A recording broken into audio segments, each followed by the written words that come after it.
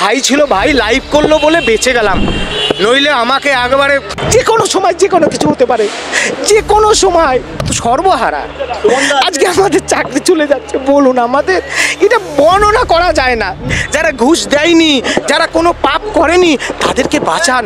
আমাদের সুবল চলে গেল, প্রশান্তদা চলে গেল, উজ্জ্বলদা চলে গেল, আমরা জীবন্ত লাশ হয়ে ঘুরে বেড়াচ্ছি। নির্ভুল নিখুঁত অযোগ্যদের তালিকা দিন। হ্যাঁ, সুপ্রিম কোর্ট তাই বলেছে, সুতরাং এরা পারবে না, এরা পালিয়ে বাঁচতে পারবে না। আনটেন্টেড শিক্ষকদের জীবন ধ্বংসের পথে, একটা প্রজন্ম ধ্বংসের পথে। সুতরাং মানুষ যাতে ন্যায় পায়, সুপ্রিম কোর্টের প্রতি আমরা এই আশা করি। চাকরি চুরি করেছে রাজ্য সরকার, এই দায় মুখ্যমন্ত্রীকে নিতে হবে, এই দায় রাজ্য সরকারকে নিতে হবে, এই দায় এসএসসিকে নিতে হবে। বলছেন সুমন বিশ্বাস কলকাতাতেই আপনাকে পা দিতে দেবো না। আমি বলেছিলাম বিনয়ের সাথে, মাননীয় আইসি আমাদের জীবন আজ সংকটে, 12টার সময়ই আমি এই বিধাননগরের করুণাময়ীর মাটিতে পা দেবো। আপনারা আমার ঘড়ির টাইমটা দেখে নিন, ঘড়ির টাইমটা দেখে নিন। বিধাননগর থানার ইস্ট আইসি আপনি হুমকি দিচ্ছেন একজন যোগ্য শিক্ষক, এখন 12টা 17 বাজে। আজকে আমাদের প্রোগ্রাম, আমরা যোগ্য শিক্ষক, রাজ্যে অযোগ্য শিক্ষক, ভুয়ো শিক্ষক, দাগি শিক্ষক, চোর শিক্ষক, যারা 7 বছর ধরে বাংলার শিক্ষা ব্যবস্থা ধ্বংস করেছে, গ্রাম বাংলার আদিবাসী, তপশিলি, নমশূদ্র, মুসলমান, রাজবংশী, তাদের সন্তানের জীবন নষ্ট করেছে, সেই তাদের তালিকা বেরিয়েছে। বাকি যারা রইল তারা যোগ্য। মাননীয় চেয়ারম্যান তিনি সুপ্রিম কোর্টে হলফনামা দিয়ে বলছেন 15,000 প্লাস সংখ্যা লিখে বলছে আমি সিদ্ধার্থ মজুমদার এসএসসি চেয়ারম্যান, এরা আনটেন্টেড। তাহলে এদের কেন চাকরি বাঁচাচ্ছে না? এদের কেন অনিশ্চিত ভবিষ্যতের দিকে ঠেলে দেওয়া হচ্ছে? কেন আনটেন্টেড যোগ্যদের আবার পরীক্ষা নেওয়ার ব্যবস্থা করা হচ্ছে? আমরা এই বিষয়ে 16ই জুন বিধানসভা অভিযান রেখেছিলাম। মাননীয় মুখ্যমন্ত্রী মহোদয়কে বলেছি, মাননীয় মুখ্যমন্ত্রী মহোদয়া, বিধানসভার জরুরি অধিবেশন ডেকে সর্বোচ্চ ক্ষমতা প্রয়োগ করে যারা নিষ্কলঙ্ক, যারা সাদা খাতা দেয়নি, যারা ঘুষ দেয়নি, যারা কোনো পাপ করেনি তাদেরকে বাঁচান। আমাদের সুবল চলে গেল, প্রশান্তদা চলে গেল, উজ্জ্বলদা চলে গেল, আমরা জীবন্ত লাশ হয়ে ঘুরে বেড়াচ্ছি। যে কোনো সময় যে কোনো কিছু হতে পারে, যে কোনো সময়। বুঝতে পেরেছি এই জায়গা আমরা দাঁড়িয়ে রয়েছি, তার মধ্যে পুলিশি নির্যাতন, হ্যাঁ পুলিশ মেরে ফেলতে চাইছে পরিষ্কার। দেখুন ম্যাডাম, আমার এই পাঞ্জাবিটা ছিঁড়ে দিয়েছে, আমার মোবাইল ভেঙে দিয়েছে, হ্যাঁ কলার ধরছে, আমার কলার ধরছে।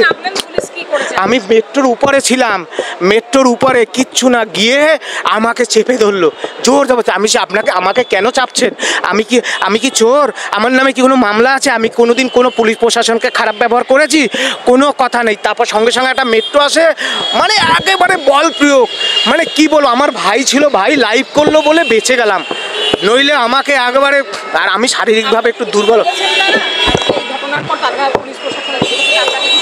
এখন আমাকে এসিপি স্যার বললেন মহামান্য হাইকোর্টের একটা নির্দেশ এসছে যে সুমন বিশ্বাসকে গ্রেপ্তার করা যাবে না। হ্যাঁ, তিনি এসএসসির চেয়ারম্যান মহোদয় সিদ্ধার্থ মজুমদারের সাথে বিকেল 4টের সময় বৈঠকে বসবেন, চেয়ারম্যান স্যার বসবেন 5 জন প্রতিনিধির সাথে। আমাদের যে নিম্নলিখিত দাবি, হ্যাঁ সেই দাবির ভিত্তিতে আলোচনা হবে এবং আন্দোলনের বিষয়ে এসিপি স্যার আমাকে ডাকছেন যে একটু আলোচনা করবেন। হ্যাঁ, এদের বলছে তো লিস্ট ওয়ান, কেন লিস্ট ওয়ান বলছে? আমরা সুপ্রিম কোর্ট বলেছে নির্ভুল নিখুঁত অযোগ্যদের তালিকা দিন। হ্যাঁ, সুপ্রিম কোর্ট তাই বলেছে, সুতরাং এরা পারবে না, এরা পালিয়ে বাঁচতে পারবে না। হ্যাঁ, এরা তো দেখুন এই সরকারটা চাকরি চোর, একেবারে টপ টু বটম, সুতরাং তাদের শাসক দলের তো পাওয়া যাবেই। আমাদের শুনুন, সেই সময় 500 টাকা তো দূরের কথা, 100 টাকা দেওয়ার ক্ষমতা ছিল না, কিছু নেই তো আমাদের, আমরা তো সর্বহারা। আজকে আমাদের চাকরি চলে যাচ্ছে, বলুন আমাদের এটা বর্ণনা করা যায় না, মেনে নেওয়া যায় না।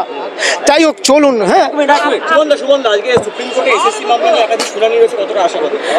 আমরা বাবা সাহেব আম্বেদকর যে আইন রচনা করে গেছিল, সেই আইন ছিল মানুষের জন্য, মানুষ ন্যায় পাবে।